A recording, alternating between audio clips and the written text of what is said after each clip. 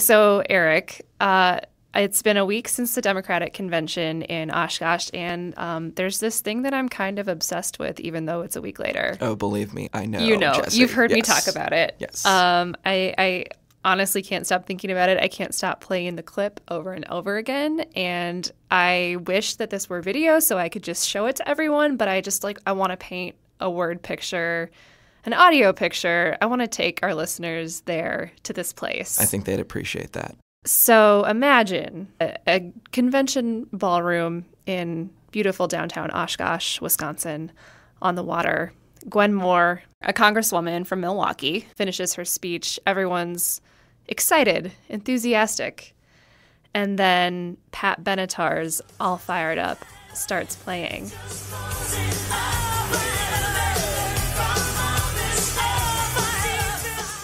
So Kathleen Vinehout, state senator from Alma, she's running for governor. She's a Democrat. Obviously, it's a Democratic state convention. She's walking out to this song. She is all fired up. She's shaking her fists, hands in the air, full on the moment. Like, her whole body is consumed with this song. She's lip syncing. She is so excited. She comes up. She's ready to give her speech, and she is clearly all fired up. All fired up. It's our time to win.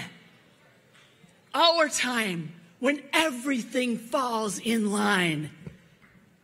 What is it deep in our hearts that brings this fire? It is our passion to love and care for those in need. Yeah, I think the reason that I find this clip so utterly delightful is just the absolutely unconstrained joy and enthusiasm emanating from this woman. Her whole body is like racked with this music. She's got her dukes up. It is something to behold, and you can feel it when she's talking. True. It's clearly. like when you're like driving in your car and your favorite song comes on and you like turn up the music really loud and you maybe get caught car dancing a little bit, but you're just like totally in the moment. She's doing that, but she's in front of all of these people who are totally there for it, and I respect that. I applaud that. So Kathleen Vinehout, she was enthusiastic, excited. She had a respectable showing in the straw poll that was conducted at the Dem convention. Not first place, not last place, middle of the road. And we'll get to that. We've gotten the most important thing out of the way. We've talked about that speech intro, which I can't get off my mind. And we're going to talk about the rest of the convention. We're going to talk about the straw poll, the speeches, all that good stuff. This is Wedge Issues, Cap Times podcast about the 2018 elections in Wisconsin. I'm Jessie Opoien, Cap Times political reporter, and I've got my trusty pal and coworker Erik Lorenzsonn with me. He's our tech and culture reporter and the guy who makes all the podcasting magic happen here. Stick around while Erik and I hash out the results of the straw poll. We talk about all the Democrats up and down the ballot. It's not just those 10 Democrats running for governor. There are candidates up and down. And we'll talk about whether or not a blue wave is coming to Wisconsin and what Democrats think they need to do to make that happen.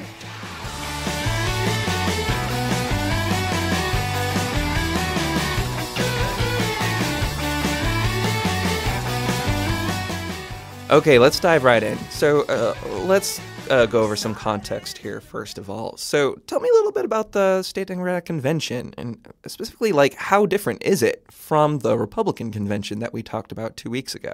The Dem convention, they generally do it over more of a 2-day spread as opposed to Republicans try to pack more of the programming into one day. So you show up Friday afternoon and evening for the Dem convention, and you listen to speeches from the major candidates. And this year, that was pretty much the people who are running for governor because, you know, there are 10 of them.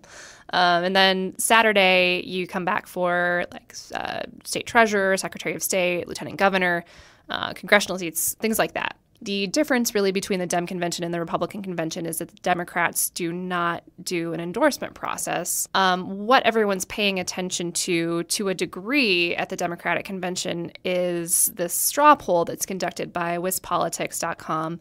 It's not run by the Democratic Party, but everyone who's there participates. Any person attending the convention can vote in this, and this year it was really record voting numbers. It was just shy of 800 people who cast ballots in this thing out of about 1,300 total people who attended the convention. And, it's not scientific. It's not perfect. It's not make or break for anyone, but it's interesting, certainly in a field as large as this is for the governor's race, to see where are people lining up, because there's not a lot of public polling out there. And any little piece of data or any little metric out there we can get our hands on, we're interested in seeing what that looks like. Yeah. Could you quickly go over how precisely the straw polling works? Yeah, it's a paper ballot. It's got the candidates for governor, the candidates for lieutenant governor, all the contested sort of statewide races, so treasurer and secretary of state too. And as we know well, it is a crowded Democratic field for governor. Here's Congressman Mark Pocan talking about that. We have a great field of candidates for governor. Now, I don't know if you remember, last year at convention, I lamented how the GOP was saying that we were so afraid to take on Scott Walker that we couldn't field a candidate. And I told you, don't worry, we will have some great candidates. Well, I didn't underpromise, but maybe I over-delivered a bit. Okay, cool. Let's talk about what actually happened at the straw poll. Who won? Let's not bury the lead here. It was Kelda Roys, who at the end of the day walked away. Podcast guest, Kelda Roys. Yeah. Should probably point out here, the two top finishers in the straw poll have both been guests on this podcast already. Of course, we will be having all of the candidates on the podcast, but their episodes did air, so maybe it's a little Wedge Issues bump. I don't know. Oh, my gosh. Kelda Roys came in first place with about 23% of 789 votes. Malin Mitchell came in second place with about 11.5%, I believe. And Tony Evers came in third. I may even have those confused. I think it was maybe 11.8 and 11.5. The two of them were within few votes of each other. So that top three, it's good for Kelda Roys to be able to say, look at this double-digit lead that I have. It's also a strong, it bumps the attention up on Malin Mitchell a little bit. And it also does well for Tony Evers, who, for all intents and purposes, up until this point has been considered the front runner, really based on name ID and previous polling that's out there, because he is a statewide elected official. This says, yeah, you're still in the running. You're still in the top. So Friday night, each and every one of these candidates gave a speech. They were each given 5 minutes. Their mics were cut if they went over that time, and some of the candidates did, in fact, go over that time. But, this is the chance for each of them to sort of make their case before people started voting in the straw poll. And Kelda Roys talked about, she started off by talking about her daughter going through lockdown training, basically, in her school to protect themselves against active shooters. She talked about healthcare access, paid family leave. And she talked a lot about student loan debt and college affordability, which is something that from the attendees that I spoke with really resonated with them and I think contributed toward her doing as well as she did in the straw poll. In our Wisconsin, it is time to reinvest in higher education and finally address the student loan debt crisis. Too many Generation Xers and millennials have had every one of our life's milestones delayed or denied because of debt incurred before we were old enough to drink a spotted cow. Speaking of Evers, something he said during his speech caused a little bit of a spat, I guess, between him and Governor Scott Walker. That is correct. Tony Evers gave a speech. He talked about why he's running like everyone else did. He talked really about this from the perspective of public schools and school children and how important the future is for them. And he got a little potty mouth, as apparently everyone is wont to do these days, but Scott Walker didn't take too kindly to it. I will get away with not having to say the word because we have the audio that Tony Evers used. I'm running for governor because I'm goddamn sick and tired of Scott Walker gutting our public schools, insulting our hard-working educators, and destroying higher education in Wisconsin. Scott Walker came out with a tweet, said, look how pathetic Tony Evers is. He's taken the Lord's name in vain just to run against me. And Tony Evers' campaign shot back and said, why are you focusing on wordsmithing when we could be having a really substantive debate about policy? And, it devolved on Twitter, as things do. Speaking of Twitter, there was one other interesting thing. Paul Soglin went on a bit of an interesting sort of a Twitter rant, I guess, following his own showing at the straw poll. He kind of came in last with just one vote. He kind of came in last. I think at this point we can say, we can maybe confirm soon. Projections show that he's coming last. Yeah, Yes, that did happen. So Paul Soglin, Madison mayor, he also spoke Friday night. He actually wasn't really around on Saturday. A lot of these candidates were roaming the halls, mingling with attendees on Saturday, trying to get their support in the last hours of the straw poll voting. And Paul Soglin was not one of those people. He, as far as I know, was not around at all on Saturday. Which he retweeted that observation. He did. So I don't know if that's a point of pride for him or something. I think it was. Yeah, I think the argument, which is often the argument when someone doesn't do well in a straw poll, is that they weren't trying. And I could say, sort of based on the evidence, he wasn't really trying. He was there. He gave his speech, but he wasn't out courting votes in the way that other candidates were. So he did earn one vote of the 789 cast out of the 10 candidates running, and he got in a little bit of a spat with Milwaukee Journal-Sentinel columnist Dan Bice, who gave him a not great rating. So he was sort of trying to grade the speeches, and he gave Paul Soglin a pretty low rating, and Soglin didn't take kindly to that. Apparently it was a joke, but he accused him of being part of the Russian-backed effort to silence the vote for Paul Soglin. And I don't know, the two of them were kind of going at it for a little while. And so speaking of that speech, we do have a clip of that. It was bleak. He painted a really grim picture of the state of Wisconsin and the country. He talked about, we started with Scott Walker, now we have Donald Trump, and here are how things are going for you guys. Climate change threatens the planet. Water's contaminated, our public schools are deteriorating. Geographic and racial disparities in health, income, and social justice, sadly, are worsening. And your wages suck. Okay, so we've been talking a lot about the gubernatorial race, but there, of course, are a lot of other races here to talk about in the 2018 election. Let's talk a little bit about maybe the Senate race, the U.S. Senate race. Tammy Baldwin was at the convention, talked a little bit. What did she have to say? So Tammy Baldwin, as we've discussed on previous podcasts, faces a potential challenge from either Kevin Nicholson or Leah Vukmir from the Republican Party. And a lot of her speech was focused this past weekend on the financial forces backing those two candidates. So large donors both in and out of the state funneling a lot of money. There has been about $10 million, I think more than $10 million spent so far on this race. A lot of money pouring in, and we don't even know who it's going to be in the general election yet. And Tammy Baldwin talked about that. She talked about, Washington being a function for special interests and donors trying to basically buy a senator. Powerful special interests are pouring in millions and millions of dollars into Wisconsin because they want a bought and paid for senator. These out-of-state billionaires, they think they can buy a United States Senate seat, as if they aren't getting enough from Washington already.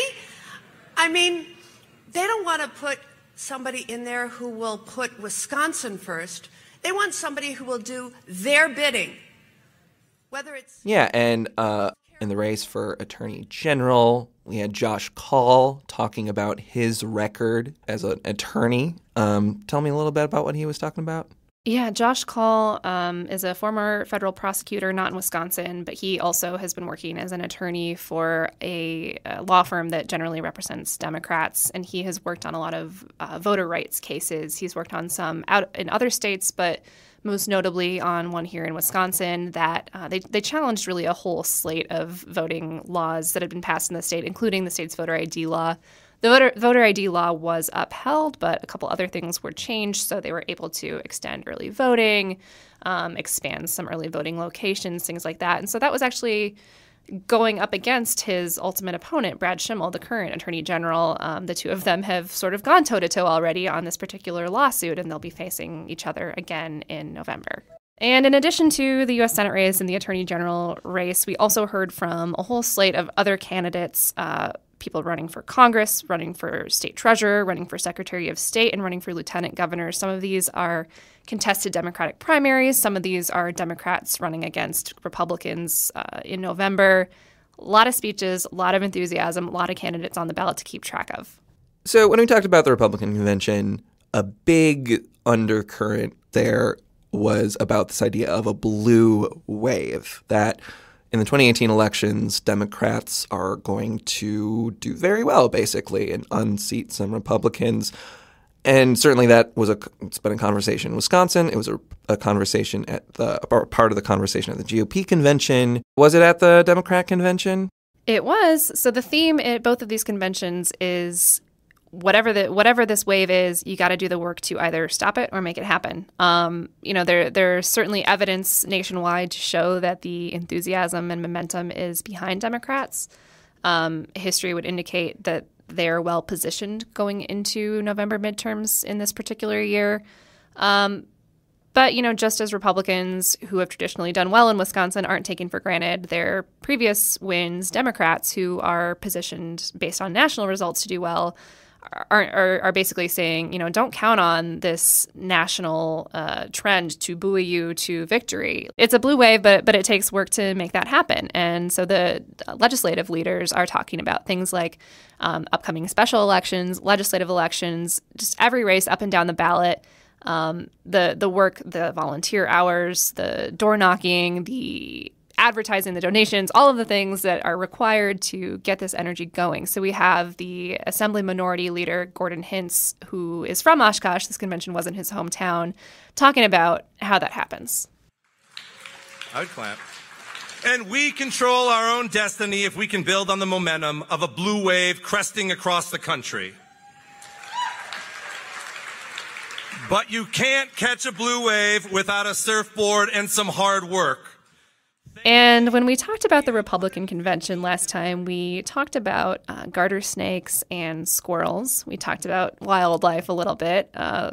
Remember Rebecca Clayfish's speech? I remember that very well, yes. Well, we've got another little piece of nature here for you this week. You were hoping after Rebecca Clayfish's speech that there was some sort of proverb or metaphor related to the nature stories. We have that for you this week. Oh, goody. Congresswoman Gwen Moore of Milwaukee, who is, you can always count on her to bring some excitement and some flavor to the convention in her speeches. She's sort of known to be the highlight of the night, maybe aside from the keynote speaker. So this time around, Gwen Moore gave us another little piece of nature and another little metaphor to inspire and energize Democrats heading into November. We're going to build that great anthill. And you know what Africans say? There's an old African proverb that is my favorite. And it says, together the ants eat the elephant. Love you! Probably the best sign-off I've ever heard in my life. Yeah, I'm not sure that you and I can top that at this point. Yeah. No. Well, we could begin signing off this podcast with love you. Love you. Hey, listeners. Love you. Love you. Oh, we can try it. I don't know if we're only a few episodes in. I don't know if we have that relationship yet. I think this is maybe a little bit too soon. We're there. We're gonna listeners are gonna be emailing us like, oh, that's so sweet, but it's like a hard like at this point. Yeah. We're moving fast, but we just feel so much passion. We're all fired up. We're all fired up. We're all Kathleen Vineouts, really. I'm so fired up about this podcast. Me too. Thanks again for having me on. Thank you for joining me, Erik. Bye. Bye.